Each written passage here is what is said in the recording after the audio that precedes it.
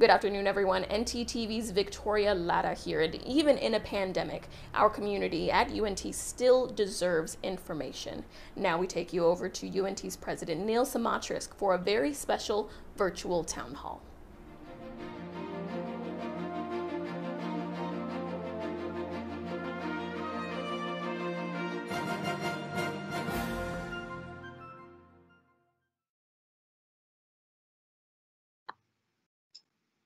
Good afternoon, everyone. I'm Jim Berscheid, Vice President of University Brand Strategy and Communications, and I'd like to welcome you to today's Presidential Town Hall with UNT President Neal Smatresk, Provost Dr. Jennifer Cowley, and Vice President for Student Affairs, Dr. Elizabeth With. I'll be serving as the moderator today, but for most of the time, I'll be off camera just asking the President questions. Just a few things for you to know.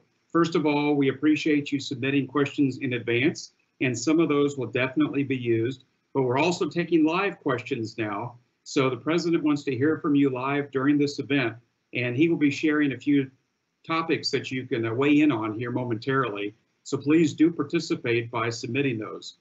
Not every question will be asked. We apologize, but probably we'll have time limitations on that. So we're going to do our best to cover most of the important topics today. So please be patient as we move through. And again, the President will take most of the lead, but Provost Cowley and Vice President With will have various remarks at the beginning and throughout the event to answer your questions. So now let's go to UNT President Neal Smatresk for some opening comments. Mr. President.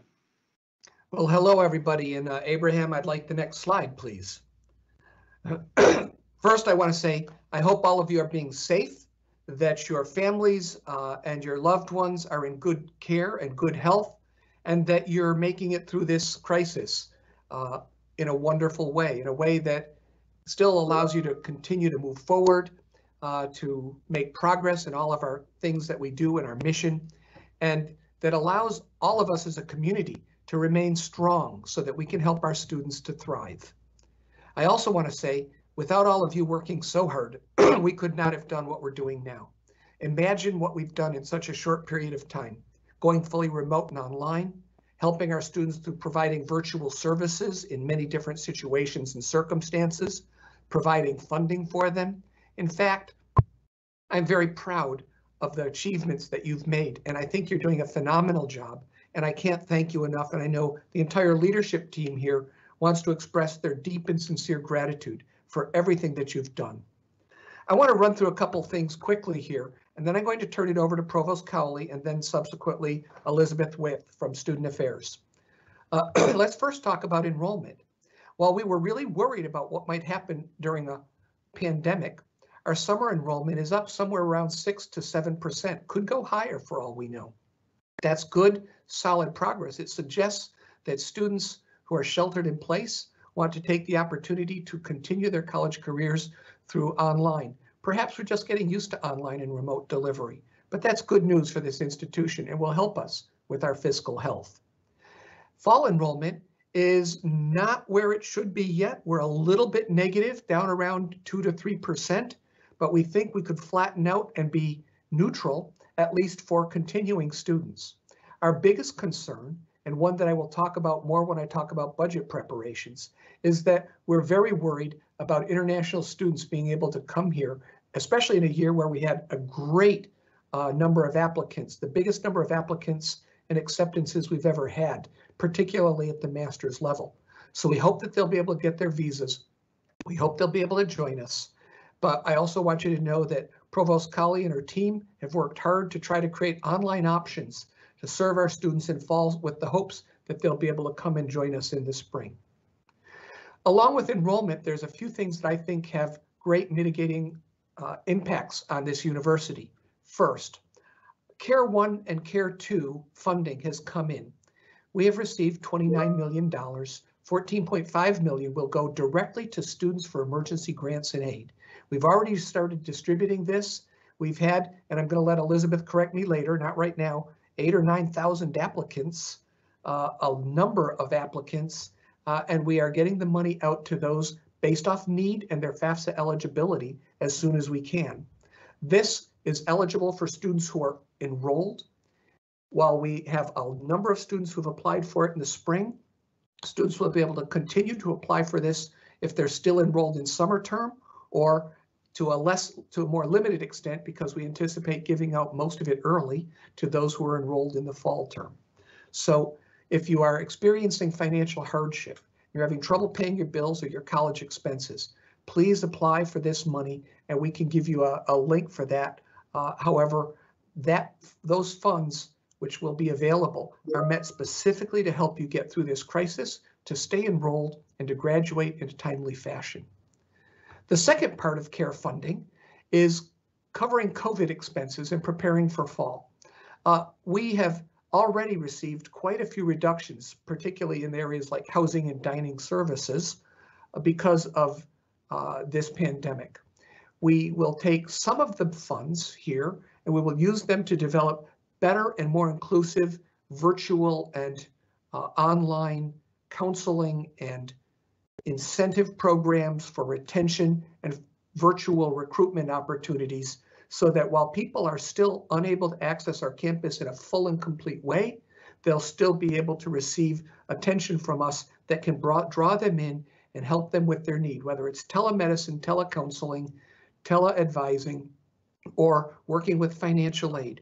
We're available, and we will continue to strengthen those services through some of this money.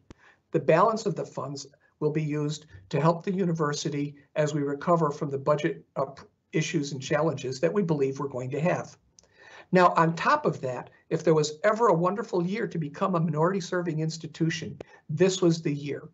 And having just received our certification in January, we were informed last week that as a minority serving institution, we're eligible for an additional $2.1 million in funding that can be used in a very flexible way to help our students stay in school and to offer services and support for them, as well as services and support for the programs and the educational programs that we have. So we thank the federal government for their support. This brings us to the big topic of budget. And while I can't give you a full and complete breakdown of every budget move that we're making, I want to try to lay it into a few different buckets so that you have an understanding of the challenges we face. We currently believe that with our international student population being limited by visa application and by their ability to gain visas to come here, that we could have somewhere in the neighborhood of a $35 to $45 million shortfall come fall. This is a big number. It's not a number that's different in any way than the numbers all major universities are facing. The question is, how will we deal with it? The last part of this fiscal year, we've recovered about $15 million. We will have about $10 million from CARE Act funding Part 2, which makes a pot of about $25 million that we can reserve to help us pay our bills in the fall and continue our services for our students.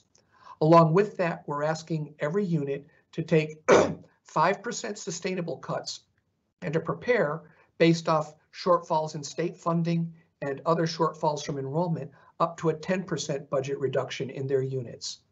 These are big numbers, but they're numbers that we can make do with, and we can make them sustainable by looking at better and more facile ways of doing business and by scaling our costs to the enrollments and the enrollment shortfalls that we have. The budget preparations that we're making now should deliver something very close to the budget predictions that we're making for fall and should help us fill the hole that we have. Some of this funding, some of this budget cutting will be sustainable. We will hope to recover around $18 million that we can use to reinvest in our educational mission, and we can use to expand our educational services to our students in years to come. But for this year, we need to make sure that we're doing the best we can across the board. We're also cutting costs in other areas. We're reducing our budgets in areas of construction. We're putting projects on hold. We're putting some new initiatives on hold, not all. The ones that influence recruitment and retention are still front of mind and will be funded. We are trying very hard to reduce costs everywhere we look.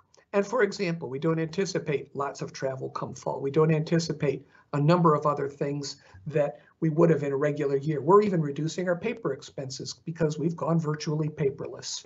So as we look at the cuts that we're making, we believe that we'll emerge from this a healthier institution with a leaner budget, with better cost controls, and the ability to reinvest quickly to prepare and to continue to make the kinds of progress we have as one of the top universities on the rise in the country.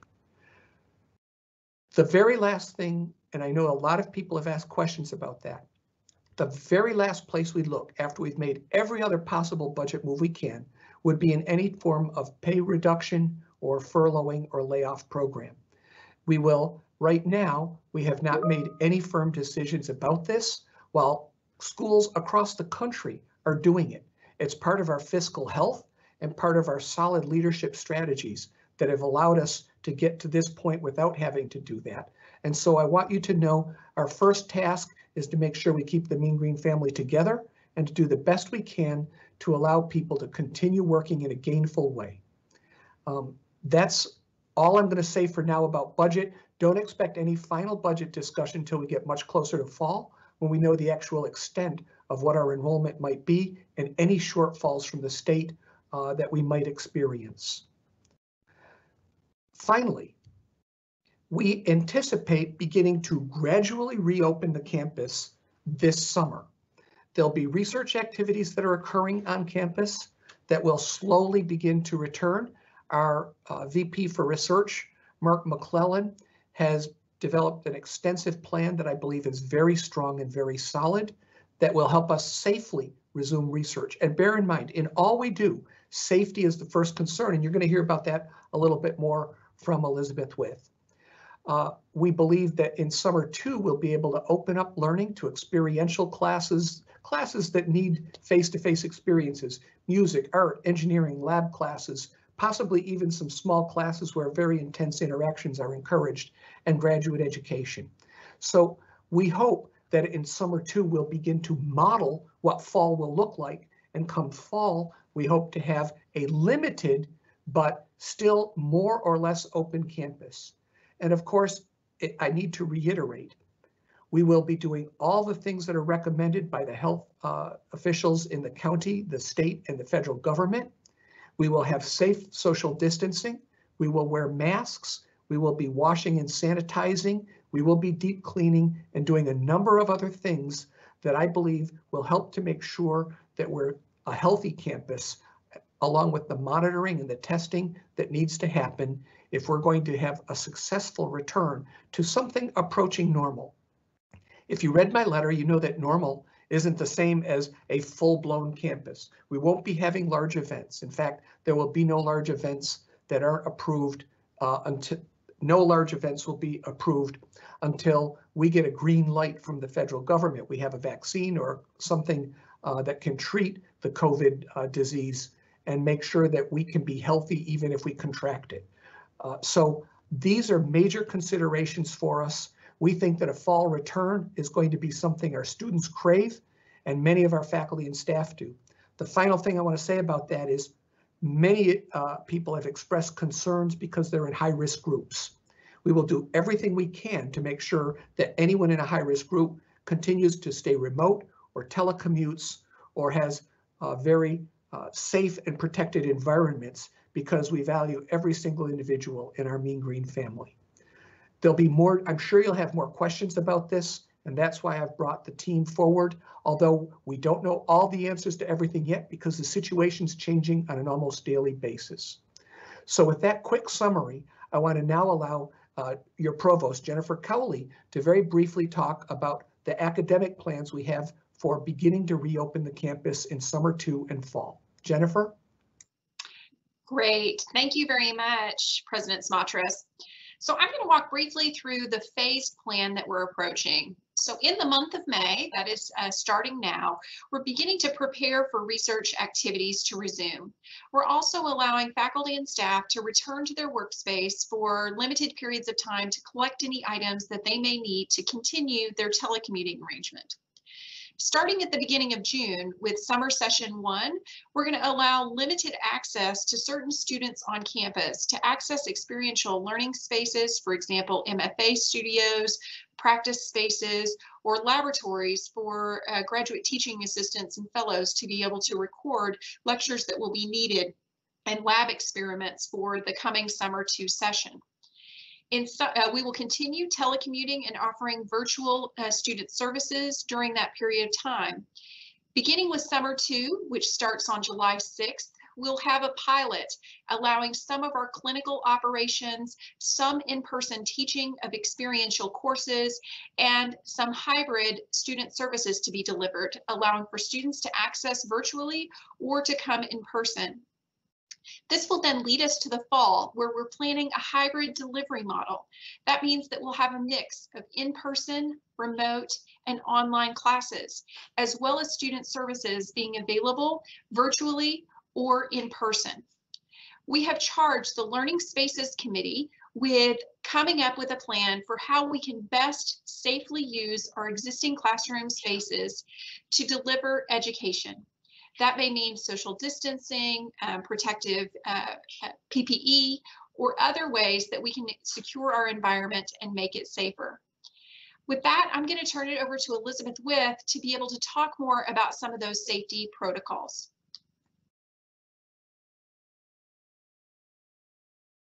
Thanks, Jennifer.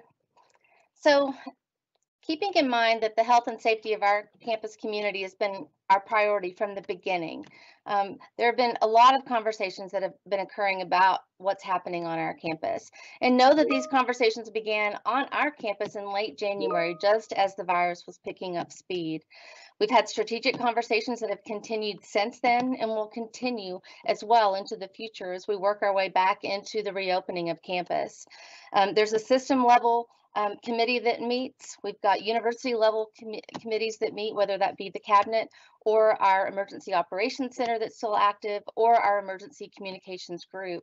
In addition, there have been division conversations as well as departmental conversations as well to ensure that all that we're doing has the health and safety of our campus community in mind.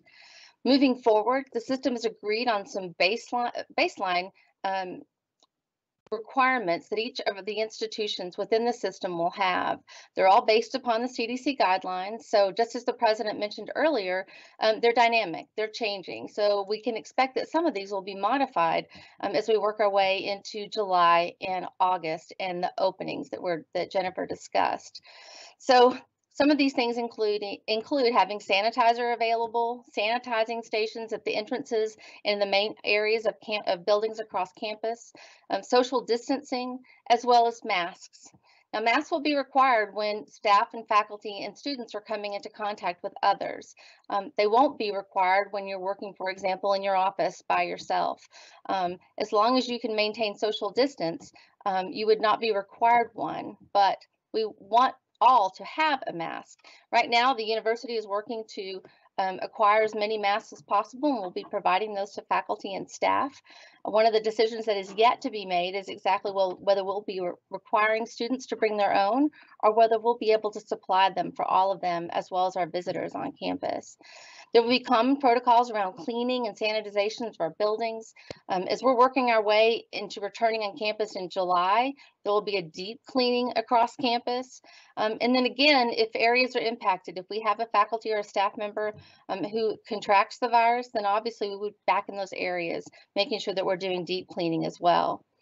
Initially, we're going to require self-reporting of our temperature, so we're going to require those, at least as of yet. We have not made that decision, but we're going to require folks, if you have symptoms and if you have a fever, you need to stay home, making sure that you don't get anybody else sick. If folks are sick and have had the virus, then we will require a doctor's note for them to return to campus. For those who have symptoms while they're on campus, we'll have isolation spaces available. Most of those will occur at the Student Health and Wellness Center, but as we open the residence halls in the fall, then we'll have dedicated space within the residence halls for isolation. Social distancing will be very important, and so we'll have the floor markers that you've seen if you've been on campus already. We'll make sure that we are reorganizing furniture, taking some furniture out of common spaces, having a great deal of signage, making sure that we have everything available for folks to understand what social distancing is. And know that all of the things that we've talked about, our finance and administration folks are working hard to procure. So sanitizing stations, hand sanitizer, masks, all those things are in the works and being brought here. A couple of things that we're still working on and deciding what will happen is the cleaning of our personal spaces. Right now, custodians don't do that because of safety and security reasons. So will we be required to clean our own spaces, provide our own cleaning materials? Those are things that we're talking about still. And know that the conversations around contact tracing as well as testing are continuing. I think the university is prepared to assist the health department in the contact tracing. Currently, we are doing, we look at the campus exposure risk, and we'll continue to do that. The EOC and members of that emergency communications group have done a great job in making sure that people who have had symptoms, we know where they've been, we know if they've been in contact with people on our campus, and we're going to continue to do that. Contact tracing takes that one step further, and the health department leads that charge. And know that the governor, when he spoke a couple of weeks ago, he talked about contact tracing. And so we're working with our local health department and making those determinations and how we can help and best support them. And then whether or not we do testing on our campus, we provide kits now. Our Health and Wellness Center, through the leadership of Dr. Cynthia Herman, is looking at whether or not we should procure our own equipment and be able to do our own testing. We don't know whether we'll be able to, but we certainly would like to be able to if we can into the future. So with all of that in mind, know that the health and safety of our campus community is definitely our highest priority. And while there's still a lot to be done, we will continue our efforts moving in that direction with that at the forefront of what we do. So I'm going to turn it back over to Jim and the president to continue with the town hall.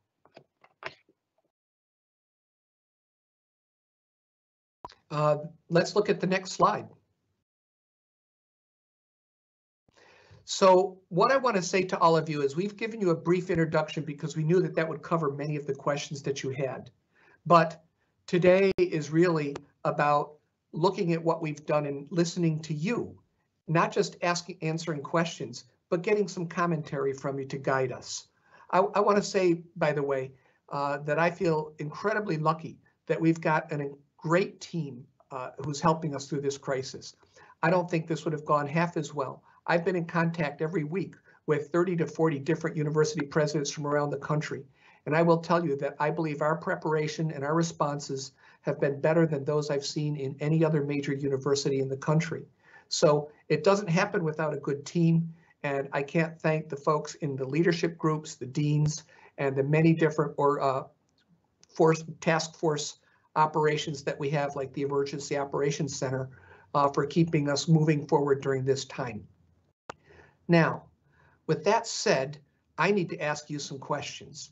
And I may have to answer a couple questions because in this town hall format, it takes a couple minutes before things filter through. So the first question I want to ask you is, what's really gone well? And I'm going to start off by saying a few things have gone well from where I sit.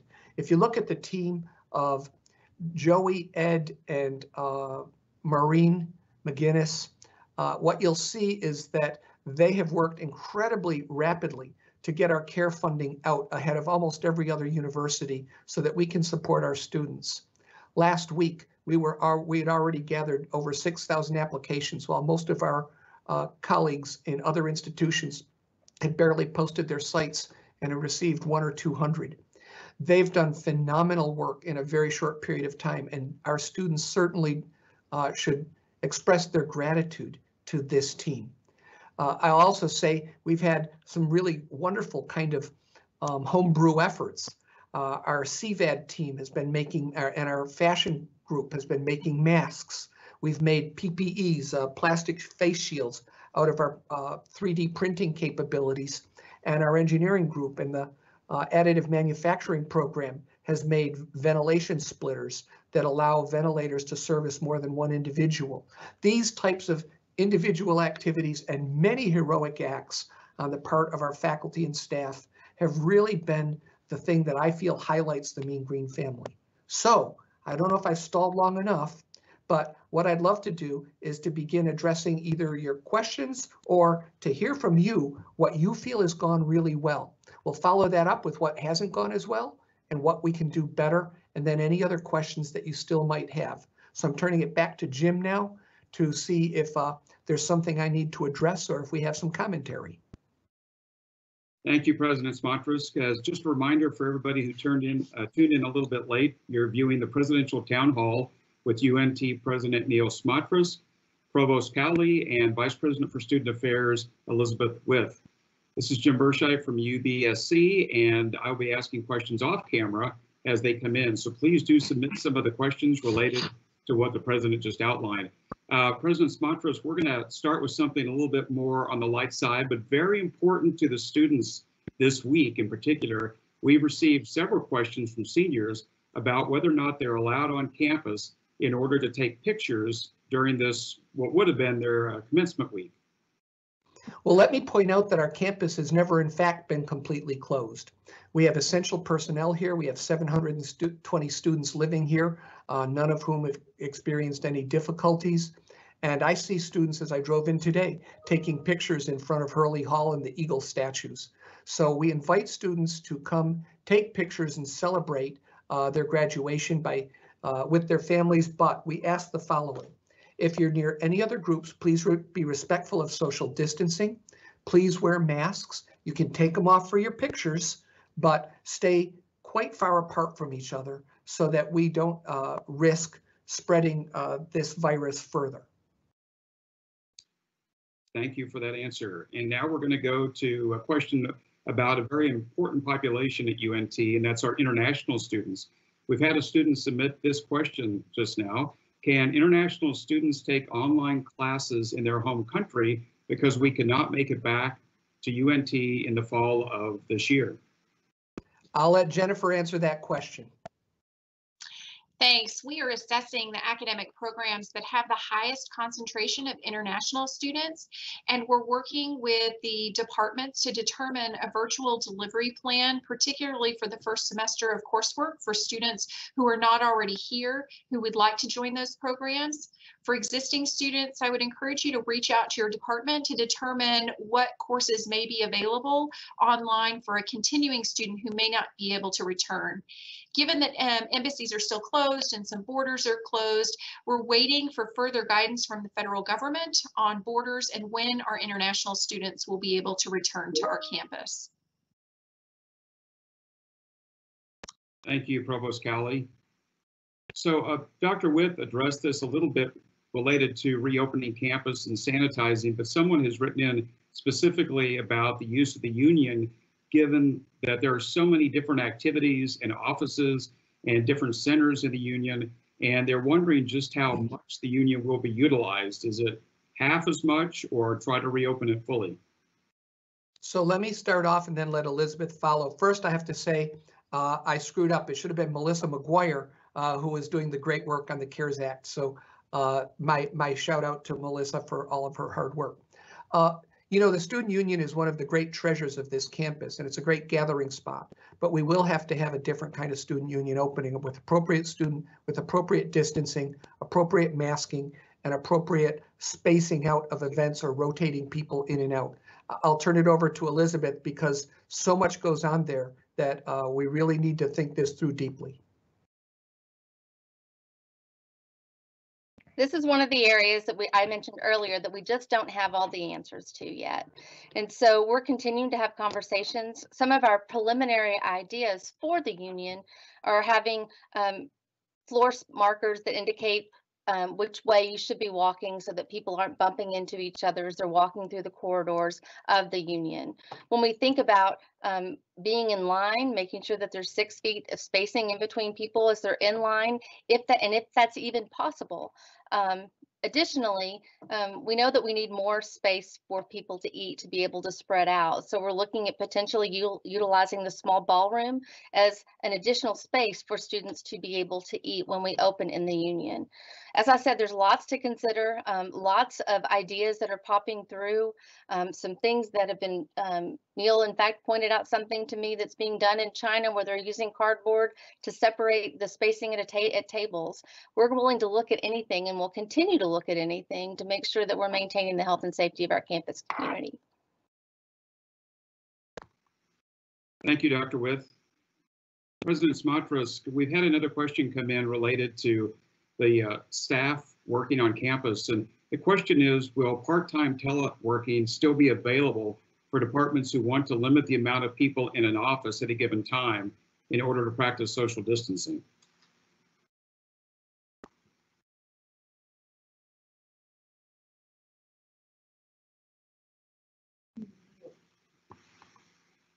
Dr. Smatresk, you're muted right now.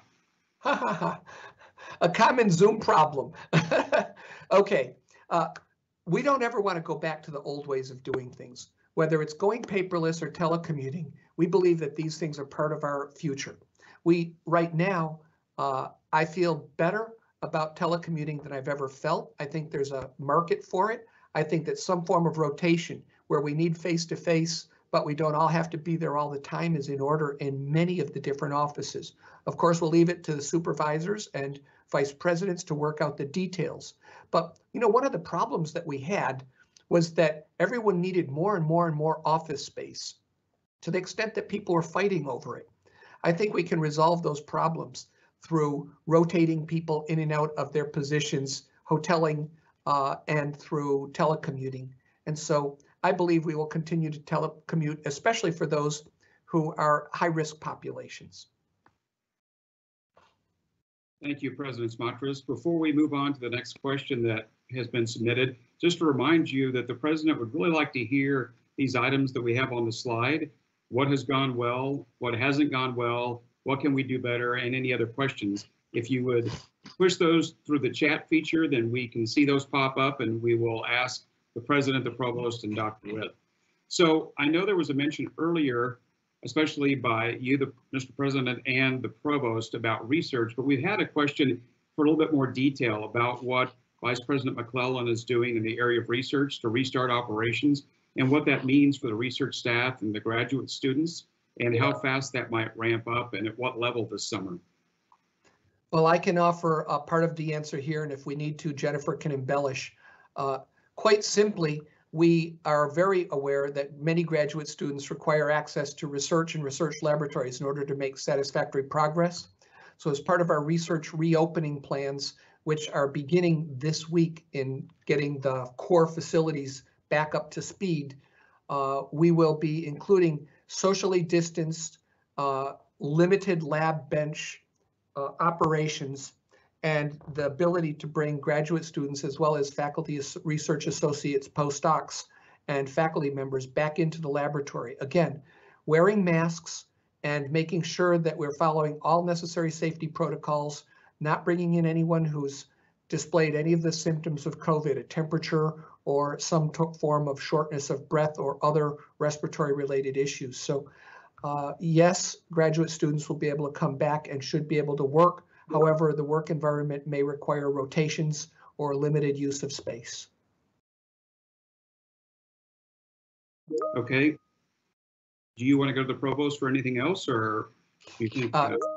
Happy to hear Jennifer embellish this. Absolutely. This week, we have started allowing pre-research activities to get started. That's the restarting of machinery, restarting of our animal facilities. Beginning May 8th, researchers will begin to access their laboratory environment.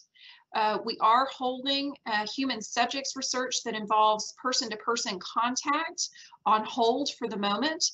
And I encourage people to go to the Office of Research website. There's a research restart plan that you can read in detail, which has everything you need to know. And the Office of Research is holding a town hall meeting for principal investigators this Wednesday to review the details of the research restart plan. The basics are starting in May, we'll restart many of our research labs, and then we'll provide more guidance on when human subjects research that happens face-to-face can begin to occur. Thank you, Provost Cowley. And actually, Dr. McClellan just texted me to remind people the URL for that research plan is research.unt.edu. So what the Provost just mentioned, you can go read all about it. And again, the town hall, he's encouraging everybody to participate from 10 to 11 a.m. so you can learn more. So President Smatresk, we have received one of the listening to you questions or a comment that I'd like you then to maybe comment on. It says, I am proud of how quickly we moved to a telecommuting workforce, and kudos to our IT departments to work countless hours to meet all those needs. Well done. Couldn't agree more, boy. If it wasn't for our fast response on Zoom and Teams, and the great work that's been done through, for example, Adam Fine's shop for Canvas and how we're letting people do better with remote delivery, we could not have done this. So IT teams deserve a big, hearty round of applause from all of us. Thank you. All right, so let's move on to the next question, which falls into the category of what hasn't gone well, which I know you want to hear and respond to. It has to do more with graduate students, which may be something the provost might want to jump in on as well.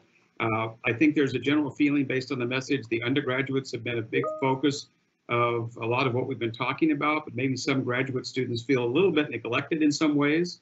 So maybe we talk about that and what we have been doing for graduate students or what the plans are for the future. Absolutely, I'm happy to address that question.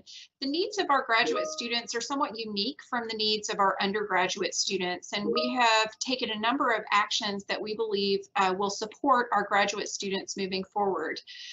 One, we have put in place extensions on a case-by-case basis of students who have reached the end of their studies that need additional time in order to be able to get to graduation. We have provided for students in their 5th or 6th year of their doctoral studies the ability to extend their fellowships or assistantships for an additional semester to account for progress that may have been missed this semester. We have a new remote learning training course that we have put together to help those who will be teaching in the fall get prepared, and teaching fellows as well as full-time faculty members are eligible for that support. That will be rolling out in the next couple of days, allowing people to receive a little bit of funding that recognizes the effort that is going into helping promote remote learning. Those are a few of the examples. We have also added, in response to Graduate Student Council's proposal, a amended appeals process for concerns about grades. So those are just a few of the examples, Jim, of some of the responses that we have to concerns that have been raised by graduate students. Thank you, Provost Cowley, and both to you and President Smatresk, I want to just share one of the gone well comments, and it is, I have really appreciated the great communication from the President and the Provost during this time. So you don't necessarily need a response unless you want to, but I wanted to share that with you. We'll make sure that everybody continues to be communicated with. We really appreciate the daily letter that's coming out from your shop, Jim. And the details of these plans as they roll out will be shared broadly with the campus so that you know what to expect. All right, so the next question is one again about financial assistance, and it's possible somebody may have joined a little bit late and not heard everything you said at the beginning, President Smatresk, about the CARES Act, but specifically it says, will there be any additional financial assistance for the fall semester? Well, we anticipate that most of our care funding will be, about 3/4 of it will be gone by the end of summer, that about 1/4 of it will be held in abeyance to support students in the fall. So we do anticipate that there'll be another round of emergency grant and aid for students who are enrolled who are having trouble paying their bills. Thank you, President Smatresk. And the next one comes from a staff member who is asking more about when staff can expect to be back on campus. I know it's varying by division, but is there a general expectation that a majority of staff will be back on by early June or mid-June or around that time? Or so we haven't set a specific time frame for this yet. In fact, tomorrow we have an extended discussion with the leadership team to begin establishing some guidelines. Obviously, if the virus spikes, if new cases spike, it'll change everything. So the first thing we're going to do is be guided by the data and guided by the science. But the next thing that I'll tell you is that we anticipate that staff will begin coming back in June in a very limited way, and more staff will be available to come back in July as we begin to ramp up for modified but more normal kinds of operations. I'd look over at Elizabeth and Jennifer if they want to add to this. I'm happy to speak for the Division of Student Affairs. We're continuing to have these conversations, and as the time comes for us to begin ramping up and training for housing and dining, for example, those are probably some of the first staff that will come back. Some of them have not left yet. Obviously, we have residents, and Neal, you spoke to that a little while ago. And so that's likely where the initial phase of staff coming back in the Division of Student Affairs will be in our auxiliary areas. But what I would encourage staff within the Division of Student Affairs, continue to ask your supervisor and have those conversations, because those directives will be coming from your supervisor. Ditto on what Elizabeth said. We're starting to bring people back that support our students, both in the classroom and through student services. And that will happen slowly, beginning July 6th. And then moving forward, we'll phase in staff coming back with a portion of folks continuing to telecommute throughout the fall semester. For the next one, let's go back to Dr. Witt for just a minute, because this question has to deal with the housing and residence life. And it's actually a comment and then a question for me. So the comment from one of our viewers is that housing and residence life hall teams have been amazing with assisting students in the move out process and answering questions. So kudos to that team, and you might want to expand on some of those folks. But also, I think a lot of people have been talking about the fact that we have housed so many people on campus for the rest of the spring that needed a home. And the safety has been the #1 thing. So maybe you address that as well.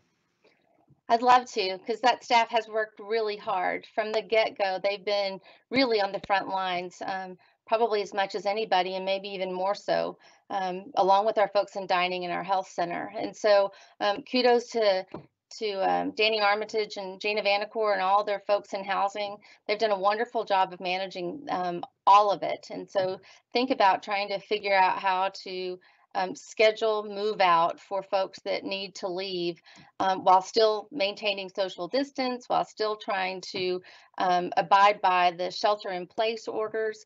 They've done a really great job.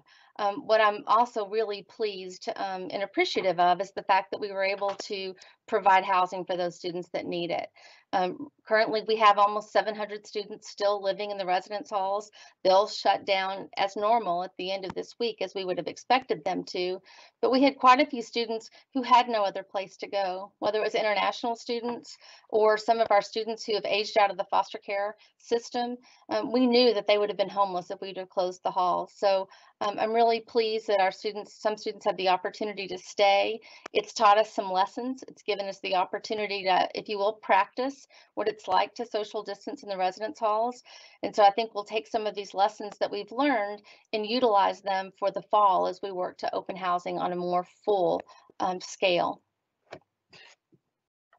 Thank you, Dr. Witt. And we're going to go back to the president momentarily, but let me just add a comment. Our Senior Vice President, Bob Brown, has texted based on the response that you had and a question just now, Dr. Witt, and that is about a reminder that the facility staff has been here and will continue to be here all summer, preparing the campus and perform the necessary cleaning. So it's the staff that Elizabeth mentioned from her area and a lot of other teams as well. And I want to say thank you to all of those groups, and I'm sure President, the Provost, and Dr. Witt recognize that it's a big team effort to get all the facilities ready.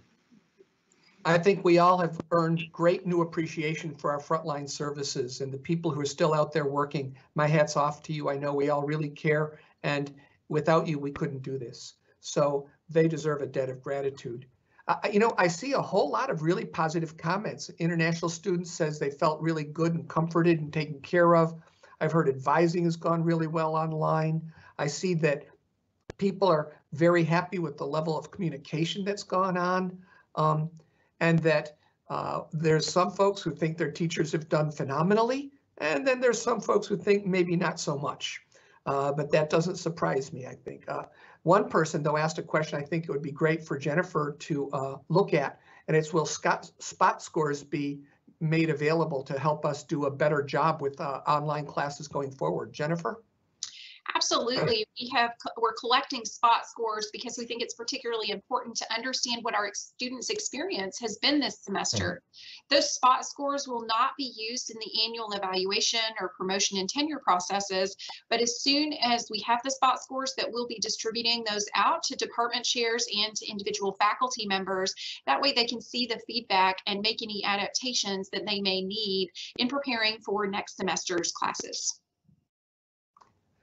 One of the other things I noticed, Jim, is that a lot of comments have been that the responses of the different groups people are in have been enhanced because of the flexibility that's been offered.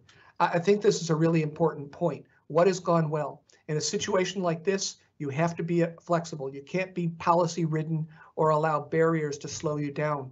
And so I think that the whole campus is adapted to the get or done attitude, as opposed to we're going to follow this set of rules that will slow us up. So very happy to see that people are pleased with the flexibility that allows us to make good judgments about how to keep people safe and how to keep things moving.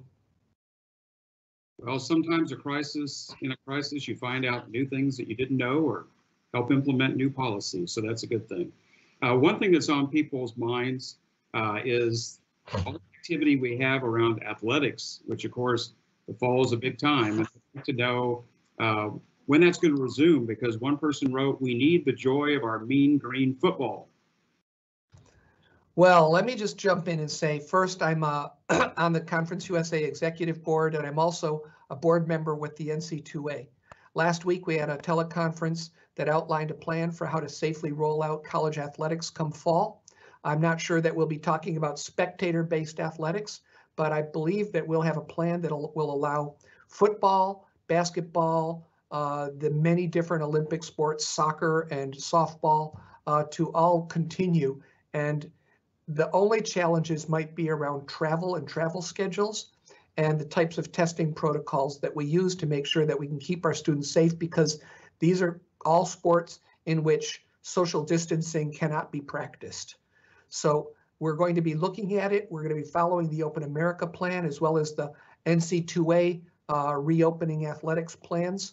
And we will follow all the guidelines that our public health officials have given us. Another option, by the way, is that we may have a football season. The football season could be truncated. Could be a shorter season that involves more local play or championship play. So keep your fingers crossed. I'm looking forward to football as much as anybody. Thank you, President Smatresk. We're going to go back to Dr. Witt for just a minute, because we have a pre-submitted question that came in a few days ago, which was a shout out to the Student Health and Wellness Center. I know that Dr. Herman and her team has been very busy over there, and I thought maybe Dr. Witt might like to comment on that particular group of folks, and also just what they're doing right now for students and the plans for the summer and the fall. One of the parts of this question had to do with helping calm fears and anxieties. So I know there's counseling, but also the Student Wellness Center overall. So would you like to talk about that, Elizabeth? Sure, I'd be happy to. We've utilized the staff at the Health Center the entire time. They are our resident experts. So as we've looked at the health and safety of our campus, physicians have been involved all along the way. So kudos and shout outs to Dr. Cynthia Herman and Dr. John Shelton. They've done great work for us and have been involved in many of the committees and still are.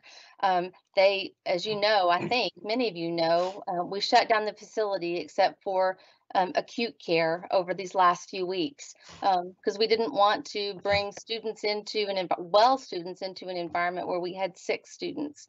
And so we were just able to get past that as of last Friday. They've opened back up and have normal operations, resuming their normal summer operations. So not quite as many folks from a staffing perspective in the health center, but they're going to be able to accommodate all the needs for our students that they've been able to. So not just if you're sick, but if you need a well woman exam, for example, or if you need shots for allergies, those types of things are open and available and will continue to be so. I do think it's important to mention the mental health of our campus community and specifically of our students. This time has been very difficult on all of us. class. And some are taking this quarantine better than others. And so I think being able to have counselors available has been really helpful to our campus community, to our students. And so shout out to all those folks, and I appreciate their work. They were able to move really quickly, providing virtual counseling for our students, and haven't missed a beat. And so I'm grateful that that will continue. And so I think we've discovered, as part of this new normal that we're about to embark upon, some of the things that we've discovered are that we can do some of these services pretty darn well virtually, and that will continue. And I think it will allow us to expand the numbers and be able to provide more support for more of our students. And I look forward to that coming in the fall. Hey, Jim, I noticed an awful lot of kudos out there for our faculty who've done a great job, for our housing and residential life folks, for folks in dining, but I'm seeing a whole lot around IT. And I just think, I just want everyone to know the comments that you've made about what has gone well, and they've been almost overwhelming. The number that I'm getting popping up here in the Q&A is really heartwarming. I'm so happy that people are appreciative of the really great services that they've been getting from so many of our faculty and staff, and even many of our students. So thank you all. They're really kind comments. I think it might be worthwhile right now to move to the trickier topic. What is it we need to do better? And I want to start with one, just because I'm kind of chuckling as I read it. What can we do better? Not stress departments with 5 and 10% budget cuts. Well, I get it, but you know what? We have a choice here.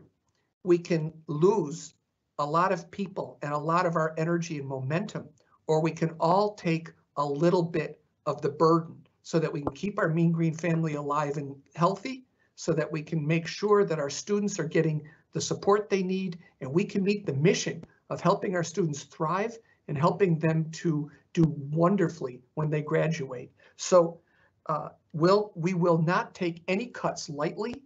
I'm sorry that people are stressed by them, but we're all in this together.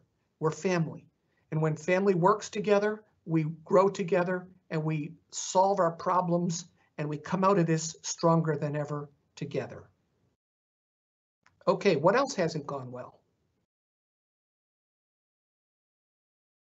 Well, while we wait for those to come in, President Smatresk, we had a question related to how we will make the decision, and maybe this is something for the provost, I don't know, but about the decision about which classes this fall will be online versus in person. Thanks, Jim. We're currently charging our Learning Spaces Committee with looking at all of our classroom spaces across campus, as well as other spaces that are typically used for events that we may be able to use for classroom purposes. We're calculating what can be done within social distancing, understanding the unique circumstances in certain courses. For example, I heard from a lecturer today that teaches foreign language that enunciation is critical and wearing a mask may make teaching more difficult.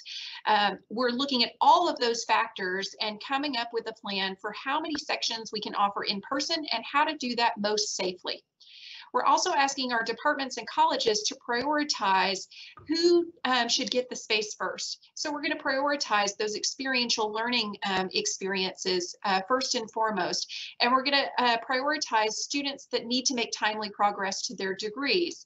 All of this is being taken into consideration to figure out how we can safely support as many students as possible on campus and their learning in the fall semester.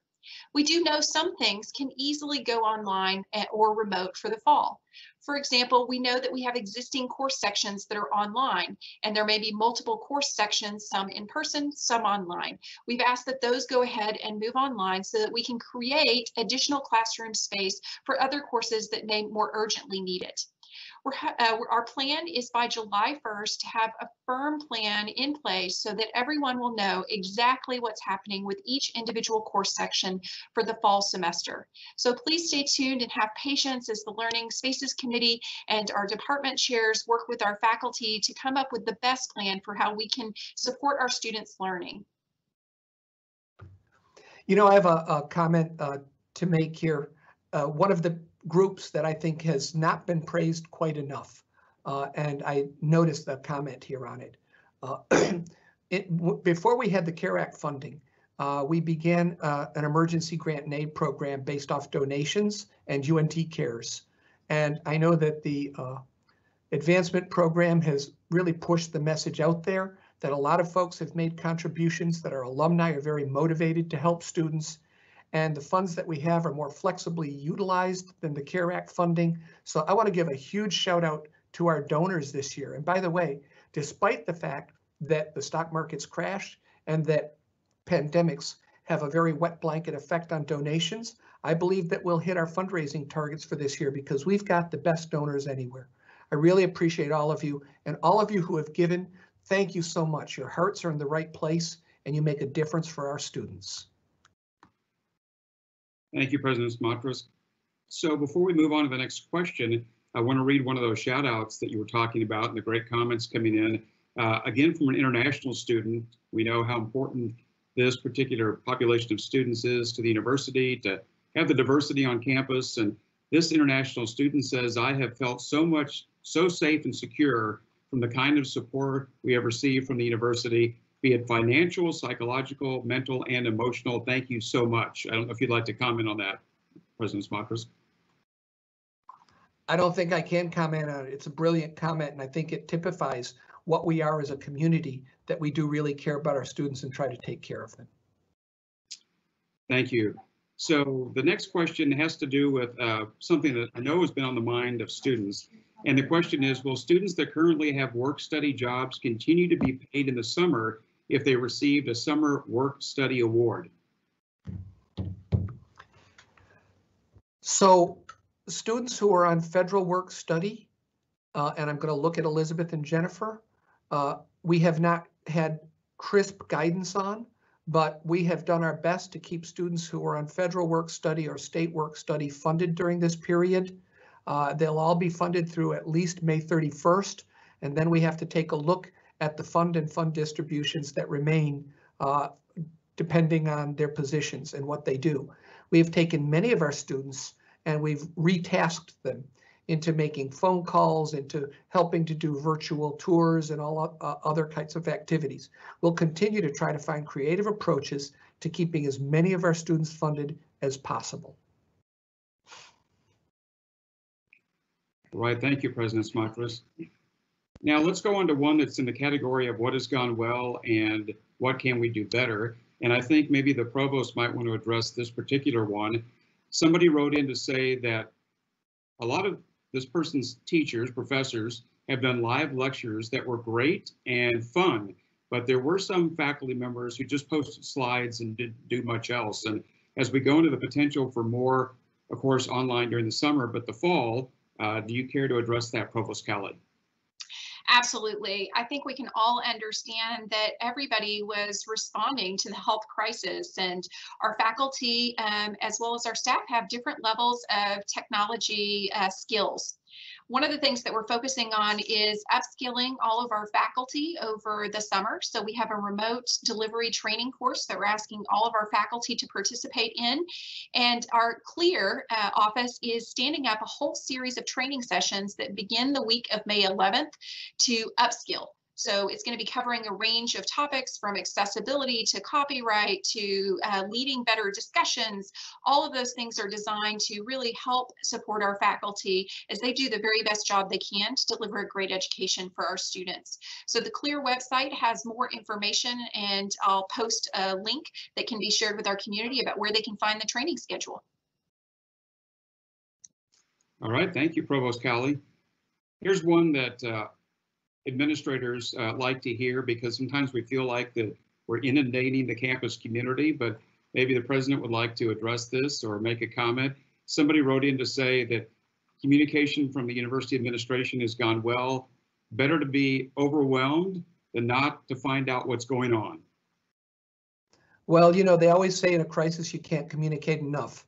It's been our plan that we push out and are available for the kinds of questions people have. We know that some people have expressed some frustration in not knowing where we're going. I think you can see over the next 2 weeks that they're going to be the beginning of very crisp plans articulated across campus in each of the major divisions for how we're going to coordinate our reentry into the fall and the impacts that this will have on us. So Thank you for the comment. Again, though, Jim, I have to thank your division, which has done a great job in helping us to push out communications that everyone can get. Thank you, President Smatresk. And just a quick plug for everybody who's been reading the COVID daily updates that we've been sending out. In about 2 weeks, we're going to launch something new called UNT Today that will replace those updates and be permanent, where you'll receive a daily news digest of the various activities going on around campus. So more information will be coming out soon, but you'll have a regular sort of a digest of information that you'll be able to read going forward about what's going on campus to keep you informed. So here's a comment that has come in, Mr. President, that maybe also you will want to address. Somebody said the flexibility given to supervisors has gone well. I believe supervisors have and will continue to assess the needs of the university and the particular area and make sound decisions. And if that means continued telecommuting, I hope we will act accordingly. But say something about the supervisors that have been trying to figure all this out during this difficult time. I anticipate telecommuting is here to stay, not just through the COVID crisis, but to the extent that it helps to alleviate space, having more built space around officing. The shared services building, the SSB, is a great example of how hoteling space and spaces that can be made available can accommodate quite a few people. If, say, 25 to 30% of all of our employees rotate in and out or telecommute, especially those who, by the way, are at high risk during this crisis, then we don't have a space problem anymore. Along with that, though, I've been reading some of the comments that didn't get published here, and I'm kind of interested. A lot of people are saying, well, I work in a cubicle firm. Do I have to wear a mask? I'm alarmed. Well, when you're in a private office with a closed door, you don't have to wear a mask. When you're in a cubicle firm and there's people sitting next to you and you can see them, you need to wear a mask. I hope that's a simple and direct answer for you. All right, thank you, President Smatresk. I think we're going to go to Provost Cowley for this next one, because it's again something about graduate school and a question. The question is there any fast tracking graduate school admissions to allow the jobless to quickly return to school? UNT could provide an important service for those who need opportunity and professional growth over the next year.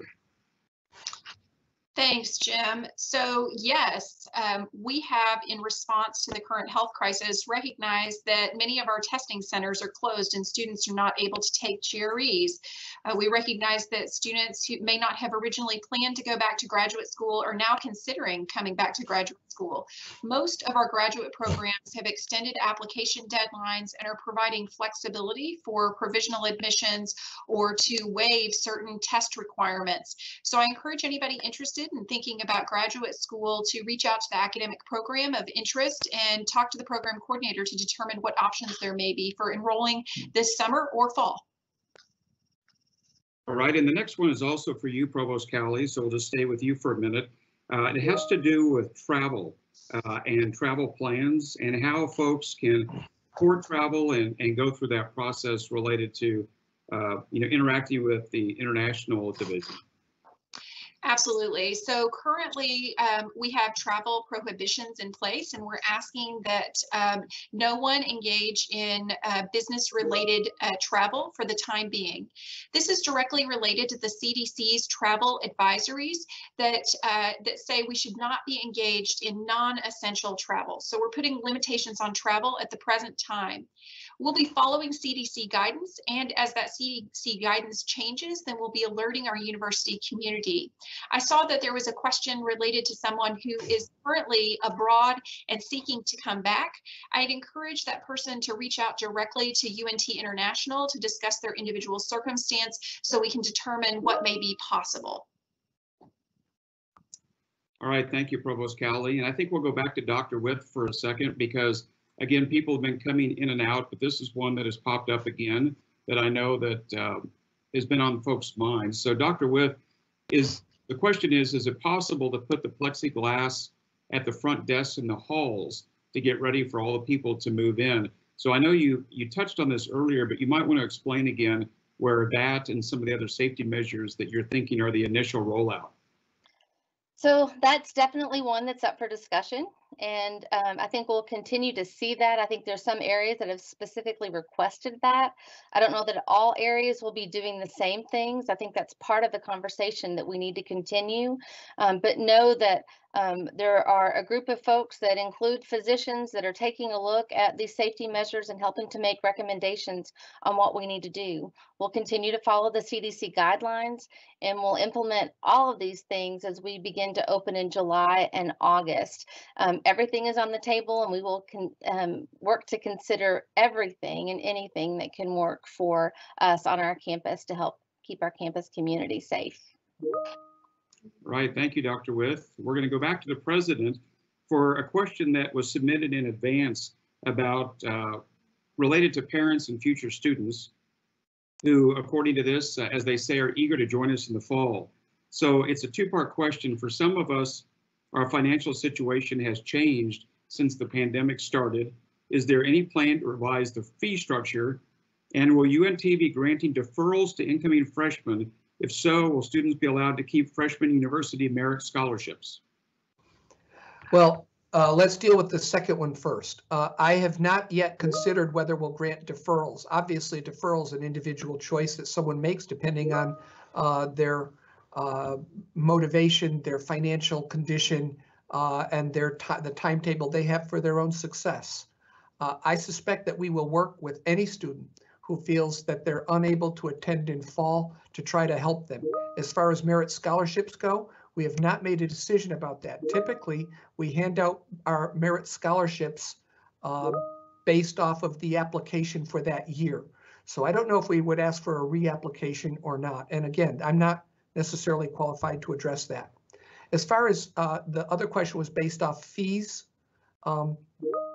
in general, is that, and I'm trying to, was it fees in general or was it just specific to the mandatory fees that we face?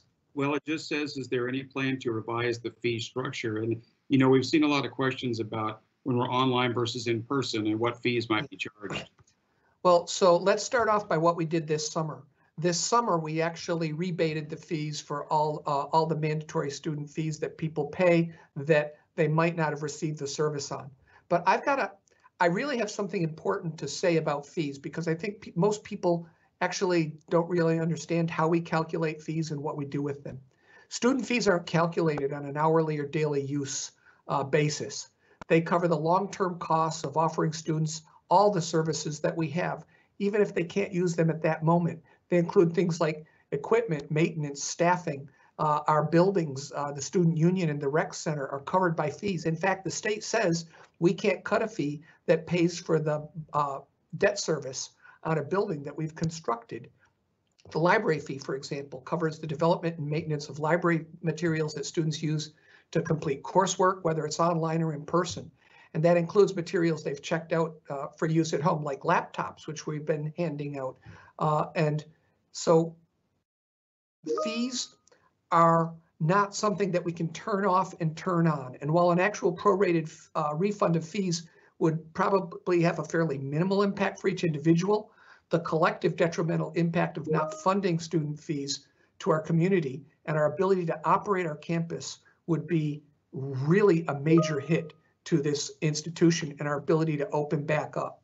Come fall, we anticipate a mix of online courses, remote courses, and live courses.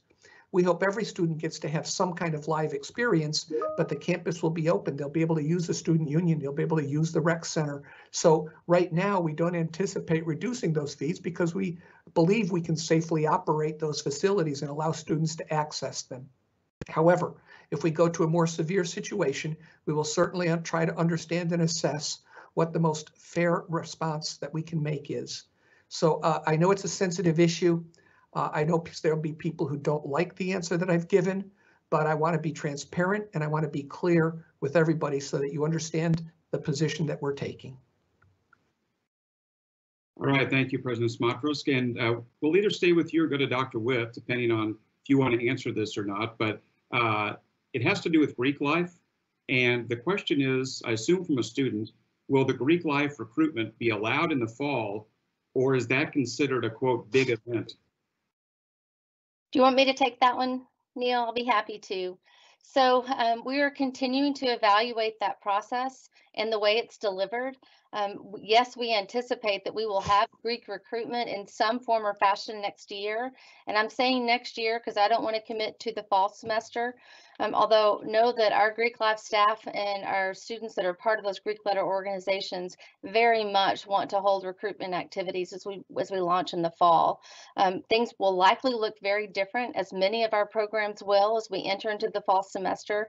Greek life is but one of them. But no, we're committed to that population. We're committed to those organizations, and we're working with national headquarters as well as our local alumni chapters to ensure we do it in the best way possible. Thank you, Dr. With. And the next one, I think we'll go back to the provost, because it is a mention of what's going well, but you might have a comment about, to the president's point, what can we do better in this regard and what will we be doing in the future? Someone wrote that moves to offer professional development for faculty who want to learn new online teaching strategies is going very well. But do you have any comments about future work in this area, Provost Cowley?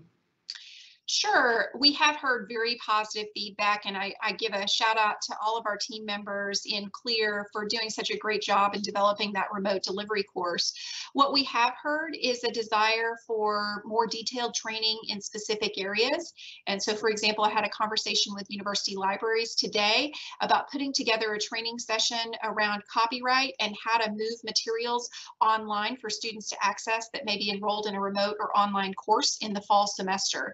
So we feel really good about our ability to be able to deliver more specialized programming to support the individual needs of our faculty members. Thank you, Provost Cowley. Back to the president for a minute. President Smatresk, I've been noticing, and I know you probably have too on all the comments, so many kudos that are coming in related to their colleagues across campus. There's very few that are critical of how anybody has been handling this global health crisis related to UNT. And I wondered if you wanted to speak for a minute about what that says about the Mean Green family and how we persevere and just get through these tough times. You know that our hallmarks are caring, creativity, and resilient. And I like to believe that all of those hallmarks have been displayed in an incredibly positive way over the past few weeks and few months. I will tell you that it takes a dedicated team working together who puts the good of the institution, the good of our students ahead of any of their own personal agendas. And I've seen that. I've seen us pull together. You know, I think there's institutions where they've begun to pull apart. That's not what we do. We stay together, we're flexible, we work with each other, and we solve problems because our first commitment is our mission to our students. So again, I'm just thankful to everybody who's been so cooperative and so collaborative and so positive through this very challenging situation, and I can't thank people enough. You know, Jim, I noticed there's a lot of questions about budgeting. There are a number of very specific questions about veterans. I want to say I know Elizabeth can probably address some of those questions, but what I want to say is they're somewhat technical, and I think they deserve individual responses. Elizabeth, what I'd like to do is say we have a lot of questions about how we'll roll out veteran services. I know that that's in your area of concern. Hopefully we can have some targeted communications in our daily and on our website specifically for how veterans can access the services and support that they need. Elizabeth, do you want to address that? Sure, I will be happy to. I know that those folks are available now and have been virtually. And so if they continue to utilize the contact information on the website to reach veteran services, they should be able to reach somebody. If they don't, then make sure that folks know that we know. But I know that Jim Davenport and others involved with enrollment management from either the registrar's office or financial aid have been available for students as well. And I think some of those folks have actually some of them have ventured back to campus already or will be doing so soon. So all of that should be available to them now. I saw a question about books and when the bookstore will be open. We're planning for the bookstore to be open come June 1. And so, but if folks are looking for books now and need them, they certainly can go online and can order them through Barnes & Noble or other entities. And so I'd encourage those folks to do that as well. But we'll get some information together and get it to Jen so that it can be posted in the daily that's more specific about veteran services. It's a good question. Yeah, I'm looking at a lot of questions here around food and food security and dining services. So first, we will definitely have to make plans to socially distance in the dining halls. Again, we've addressed that briefly. Elizabeth, I know, is working on it, but there's people who have asked, will there continue to be grab and go? I'm almost 100% certain that we will continue to have grab and go to support students who need to either get a meal quickly and then go back to study, or who don't want to be exposed in the broader confines of dining services. The other thing is, will the food pantry be open? And I'm going to turn to Elizabeth, because I know that this has been a critical resource for many of our students. And in fact, another campaign that I'd love it if Advancement in Student Affairs ran was, in a time when we think supply chains are breaking, if we open up our food pantry, can we all really pull together and help stock it up so that students can have access to food for those who have food insecurity? So yes, happy to address that. And the food pantry, as soon as we are comfortable with more folks being on campus, the food pantry will again open. Right now, we've been directing folks to off-campus food pantry locations and have worked to support them in ways that we can. And for those students that are on campus, that was one of the questions about what about students who are on campus who don't have meal plans. So those folks that are living in the residence halls, we made the decision to feed everybody. So whether or not, if you're living in the residence halls, you're one of our 700 students and you don't currently have a meal plan, we're feeding all of them 3 meals a day. Not their fault and a challenge for them. We wanted to make sure that they had meals as well. So that's one of the reasons why we closed the food pantry, because we did not want to drive people from off campus on campus, and we were feeding the people who were already on campus. I anticipate the food pantry to open. I know those folks would appreciate and do appreciate the support they're receiving. There's great support for the food pantry and has been for the last while. And so for those that have supported, we appreciate it and look for more support in the future. Yeah, and on another note, Elizabeth, you and I, we were talking, someone asked a question about, will gowns for grads be available so that people can go out and get pictures? And I'm going to, again, disappoint some people with this answer. Gowns are a way of transmitting virus and require strict cleaning protocols if we're going to not transmit virus. So for the safety of our campus, we won't be lending out gown for grad for until we have a real walk across the stage graduation.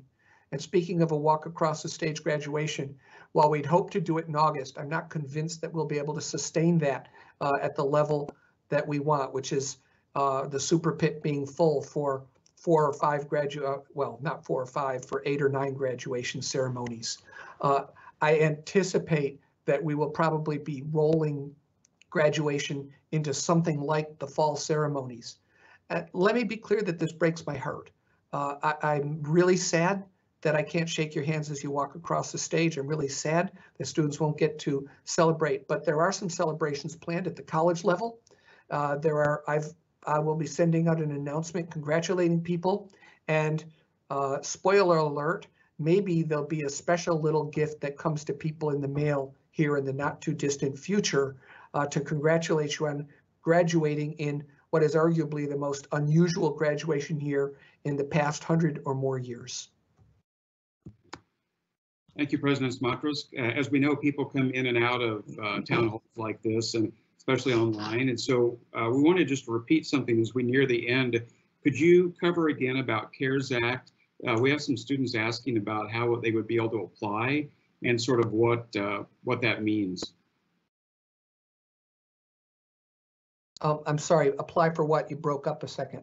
Apply related to the CARES Act funding or any other financial aid in that regard. I'll tell you what, it's tiny URL, and I can't remember the name of it, but we have two sites you can go to. One's more indirect. Jim, you've published the CARES Act site several times.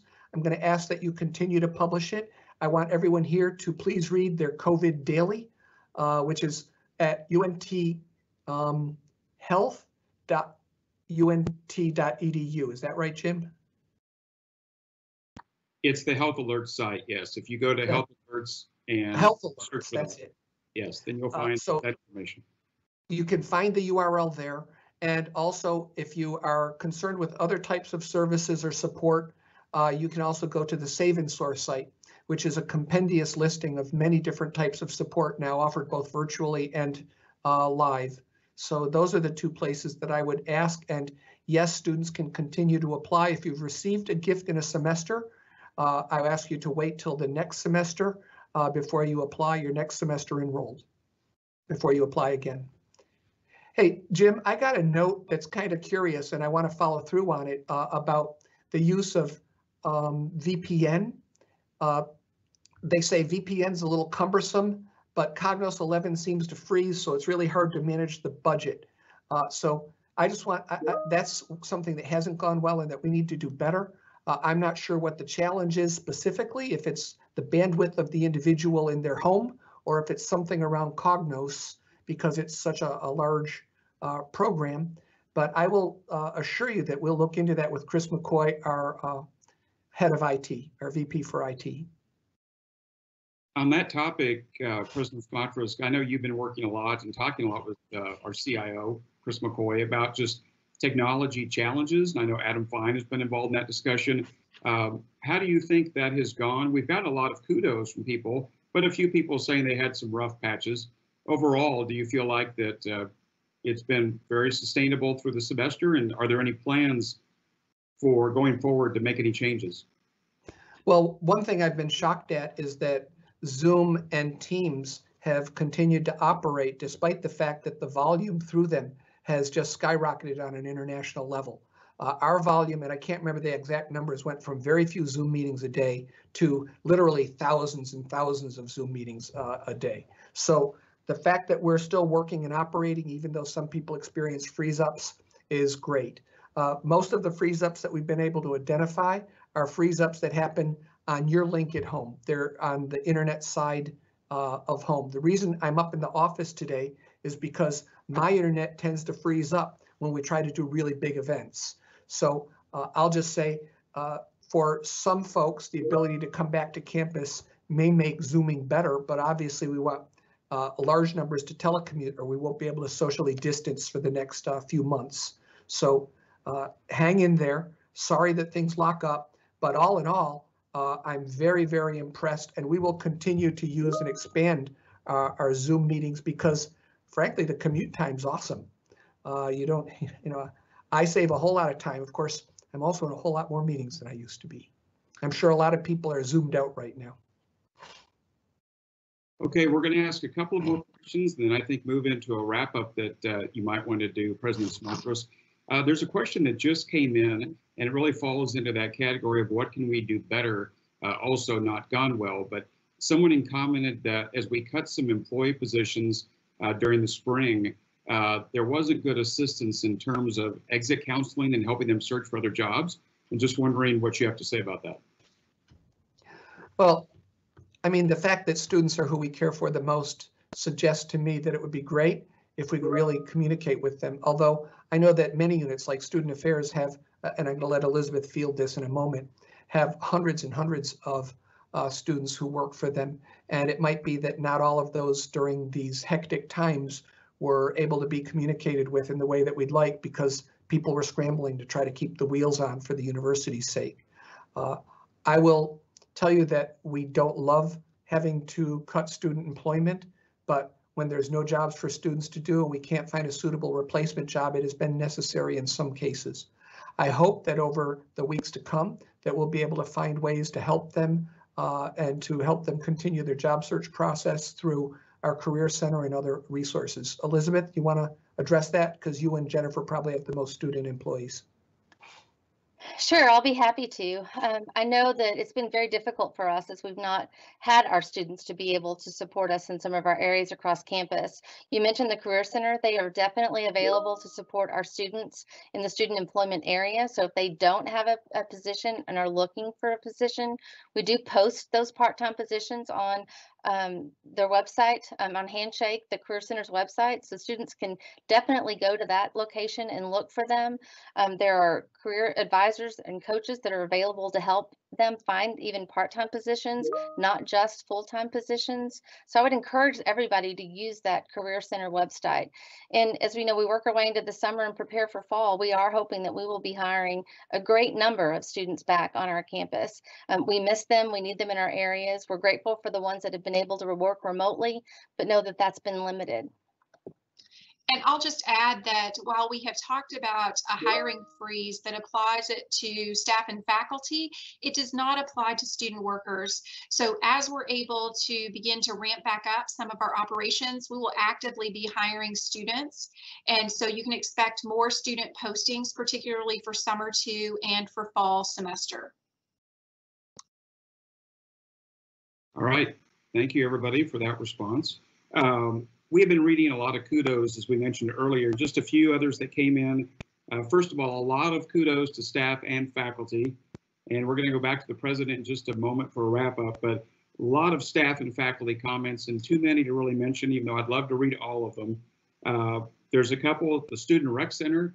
Somebody noted that they're keeping us moving through online programs, and that's great when we're all stuck in various locations. And also the Emergency Operations Center for their work that's been going on since this started. Financial Aid Office, there are just many shout outs that have been coming in. So let's wrap up the town hall by going back to President Smatresk for some closing remarks about, again, where we've been and where we're going.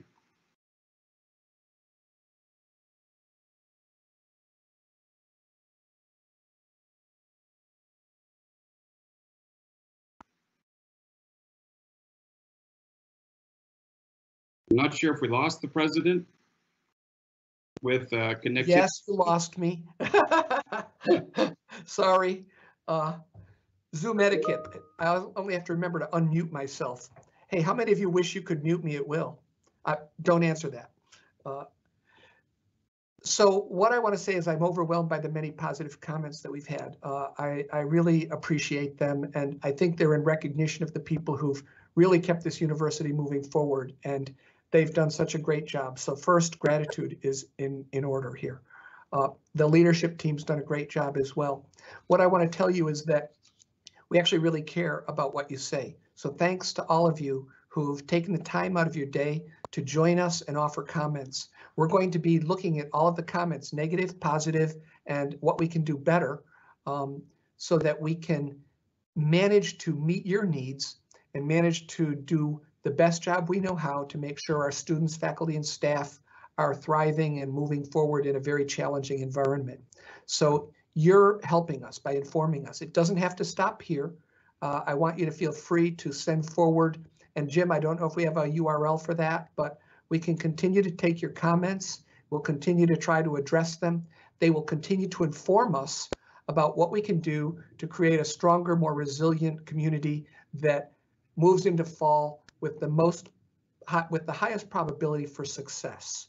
So I want to thank my fellow panelists, Jennifer and Elizabeth. You have done an amazing job, and I don't name every cabinet member, but I just want to say all of you have contributed in major ways to the successes that I've been reading about. So with that, thank you. I appreciate all of you, and I hope that you stay safe and continue to make progress. I hope that you feel supported, and where you haven't, you'll let us know. And I'm just going to end with Go Mean Green. And President Smatresk, just to share that address, untpresident@unt.edu, if people want to give additional comments. Thank you, everybody, for being here, and thanks for joining us online.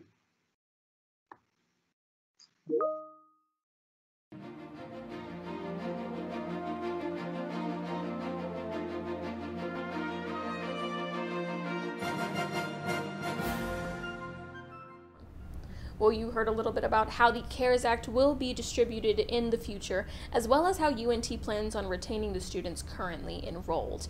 If you weren't able to tune into the virtual town hall, make sure you go to ntTV's Twitter. You can find that at ntTV_news. We highlighted all of the most important information of the town hall, and we'll continue to bring you information throughout the summer. Everyone be safe. Thank you.